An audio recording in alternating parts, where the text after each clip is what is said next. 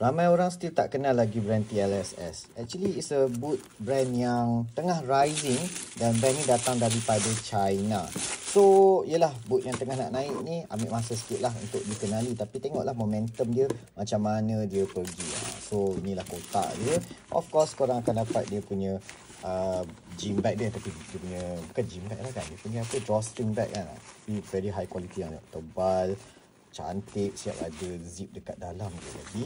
And bila kita tengok dekat kasut ni kan, dengan teknologi yang dia bagikan for RM700, it's a lot kan. Okay, so maybe kepada yang betul-betul nak mencuba kan, bagi dia orang maybe RM700 tu mahal. But if nak mencuba something yang different, yang tak ramai orang pakai atas padang, bolehlah try ni kan. Sebab kenapa? Full kangaroo leather.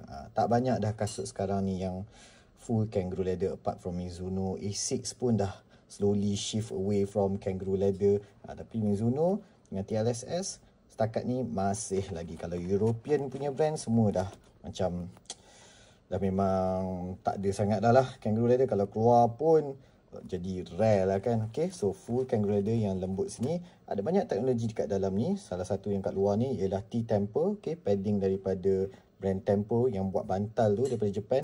Dia ada letak sini dengan 3D grip sini. And kalau kita tengok dekat dalam dia ni, ni teknologi yang menarik dekat dalam ni. Tengok ni, nampak tu ada T-Flash Foam. Dia macam comfort punya cushioning dekat sini untuk heel korang. Dan nampak yang colour grey, dark grey tu, iaitu T-Carvo. Carvo ni brand daripada Japan yang membuatkan macam sort of macam plastic plate untuk bagi apa ni panggil, reflex kat sini kan. So sama macam Mizuno Alpha. Actually it's the same company yang buat untuk Mizuno Alpha tu. Dia ada dekat sini. So nampak lah ni, dia ada bagi a few paper sheet. Carvo, made in Japan kan. Dia tulis lah made in Japan. Made in Japan. Ni Tempo yang buat tilam tu kan. Pun dekat sini made in Denmark.